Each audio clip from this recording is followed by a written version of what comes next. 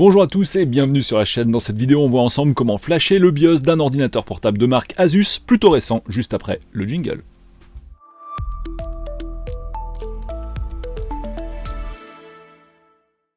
Et voilà, fin du teasing, on a ici un magnifique ordinateur de marque Asus et comme d'habitude, avant de flasher les firmware, on va passer sur un gros disclaimer, gros message d'avertissement. Cette opération n'est pas anodine. Si jamais il y a une interruption de l'alimentation électrique de votre ordinateur portable pendant le flashage du BIOS, vous pouvez tout simplement détruire la carte mère en fait. Alors, on peut toujours la récupérer, mais c'est extrêmement compliqué. Réservé vraiment à des gens qui ont les outils, déjà tout simplement, les connaissances, et les connaissances dans les deux directions, enfin dans les deux sens du terme, c'est-à-dire les connaissances personnelles et les connaissances amicales ou professionnelles qui vont permettre de récupérer un BIOS de rechange pour pouvoir le flasher sur votre carte mère. Bref, évitez clairement ça, sinon vous courez de gros problèmes et votre ordi risque d'être vraiment foutu pour de bon. Alors, comment on fait pour éviter ça ? Deux choses, soit votre portable est équipé d'une batterie et la batterie est encore bonne, ce qui fait que même si on débranche l'alimentation, la carte mère va continuer à être alimentée pendant l'opération de flashage. Ou deuxième option, si vous n'avez pas de batterie suffisamment bonne, il faut que votre adaptateur secteur soit branché sur ce qu'on appelle un onduleur. En gros, c'est une multiprise mais qui est équipée d'une batterie et la batterie prend le relais s'il y a une coupure de courant par exemple, parce que évidemment le cas le plus fréquent c'est une coupure de courant au moment où on flash. Donc là forcément, s'il n'y a pas de backup d'énergie, ça pose vraiment un problème lors du flashage, puisque je vous dis, le flash ne se fait pas correctement, et comme la puce du BIOS qui est sur la carte mère permet de gérer la carte mère et l'ordinateur, si le flashage n'est pas complet, du coup la carte mère n'est plus opérationnelle du tout. Alors, une fois qu'on a fait ces petits avertissements, eh bien en fait je vous invite à regarder là ce qu'on voit sur l'ordinateur portable. Et première étape, c'est même pas sur c'est sur le dessous plutôt de l'ordinateur portable qu'on va jeter un petit coup d'œil. Et on va voir, alors est-ce que je vais retrouver mes petites, voilà c'est ça, je vais retrouver mes notes. Je vais vous passer sur l'écran secondaire, donc voici ce qu'on voit sous l'ordinateur portable. Alors première étape, number one, c'est identifier correctement le modèle d'ordinateur portable que vous avez. Alors ici on voit que c'est marqué modèle, vous voyez A571G. Et en fait, c'est pas suffisant parce que sur le site de Asus, vous n'allez pas avoir le G, mais vous allez avoir le GT ou le GE et pas juste le G tout court. Donc, comment faire pour savoir quel G vous avez en votre possession ? C'est juste à côté sur l'étiquette dans le cas d'Asus. Vous voyez ici, on a de nouveau la référence de tout à l'heure avec un F devant, je ne sais pas d'où ça sort, mais aussi un T derrière le G. Donc, en fait, en gros, cet ordi portable, faudra taper FX571 GT ou F571 GT. Faites voir si je reviens en arrière. Là c'est même A500, c'est n'importe quoi en fait, les références Asus c'est n'importe quoi. Donc en gros, pour trouver le PC sur le site d'Asus, j'ai dû taper A571G et après ça m'a proposé un modèle qui finissait par T ou par je ne sais quelle lettre, et c'est grâce à cette étiquette là, cette partie de l'étiquette, que j'ai su que c'était un T derrière le G. Voilà, même si le début, la lettre devant le numéro ne correspondait pas. Bref, du coup on se rend sur le site d'Asus.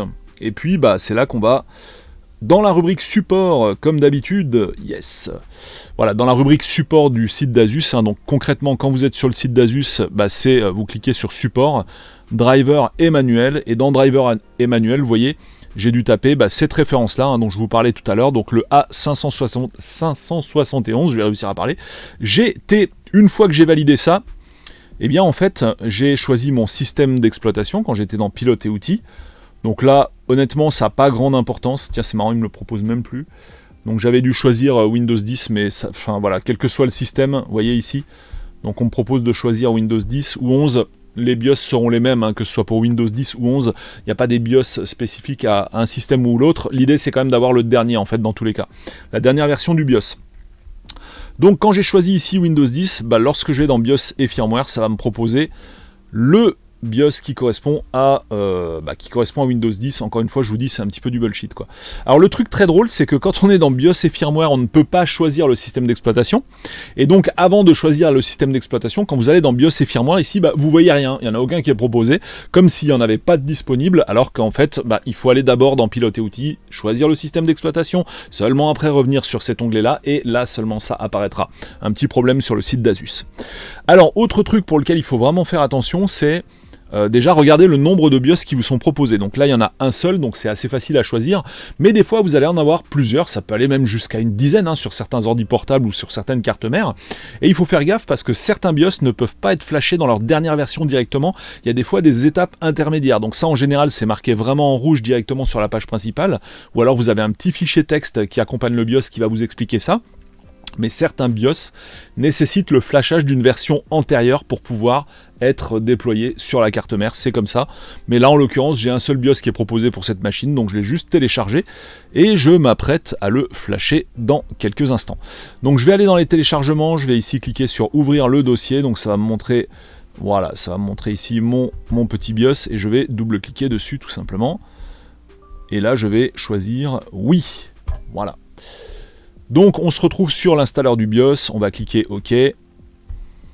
Donc je reprécise avant de flasher le BIOS, soit vous avez une batterie qui fonctionne et qui est chargée à plein, soit le PC est branché sur un onduleur, ce qui fait que si vous avez une panne de secteur, bah ça peut arriver, hein, même encore maintenant, et bien au moins vous n'aurez pas de problème lors du flashage du BIOS, vous risquez pas d'abîmer votre ordinateur plus qu'il n'est.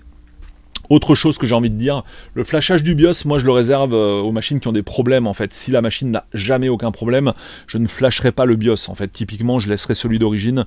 Ce n'est pas nécessaire de risquer de s'ajouter des problèmes avec un mauvais flashage de BIOS si la machine n'a aucun problème. Alors ensuite, on va faire suivant, donc on va installer l'application. Donc là, vous voyez, dans ce cas, ça se passe sous Windows, donc c'est vraiment l'opération la plus facile.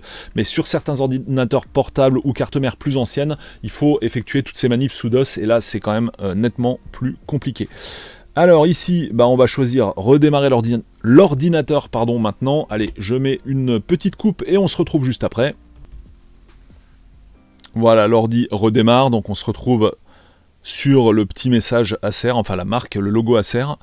Et normalement, si tout se passe comme prévu, nous devrions assister au flashage de la carte mère. Si c'est pas le cas, voilà. Donc là déjà, vous voyez le message d'erreur, c'est ça, c'est très intéressant. Du coup, il y a une espèce d'autoprotection sur la carte mère. Donc branche l'adaptateur secteur et assurez-vous que la batterie a plus de 20%. Donc c'est ce qu'on va faire là en l'occurrence, en l'absence de batterie, parce que j'ai enlevé la batterie sur cette machine pour d'autres raisons. En l'absence de batterie, il refuse carrément le flashage. Donc ça c'est intéressant, je vais remettre la batterie et on se retrouve juste après. Alors malheureusement le tuto va devoir s'arrêter ici, donc on part du principe que vous avez, vous, une batterie pleinement chargée, qui est au-delà de 20%, puisque là, je l'ai remise la batterie, mais c'est en fait la batterie qui a un problème sur cet ordinateur portable, du coup une batterie nouvelle a été commandée, évidemment elle arrivera bien trop tard pour pouvoir finir ce tuto, donc on va se quitter sur ces fortes paroles. Vous avez compris le principe, d'abord les références du modèle que vous trouvez en dessous, ensuite vous tapez tout ça sur le petit site internet comme on l'a vu ensemble, et après vous téléchargez l'utilitaire de flashage du BIOS. Toutes les étapes sont présentes dans ce tuto, simplement là j'avais rien à faire, normalement j'avais juste les barres de défilement du flashage du BIOS qui apparaissaient après redémarrage de l'ordinateur, donc ce qui n'a pas été le cas parce que mauvaise batterie, mais ça vous empêche pas d'utiliser ce tuto en prenant compte de tous les avertissements que je vous donne au travers de celui-ci. Voilà, merci de m'avoir suivi jusque-là, et puis je vous retrouve pour d'autres tutos sur la chaîne ou des vidéos de jeux vidéo rétro sur ma chaîne Retropolo que je vous mets en description. Salut à tous et à bientôt. Ciao.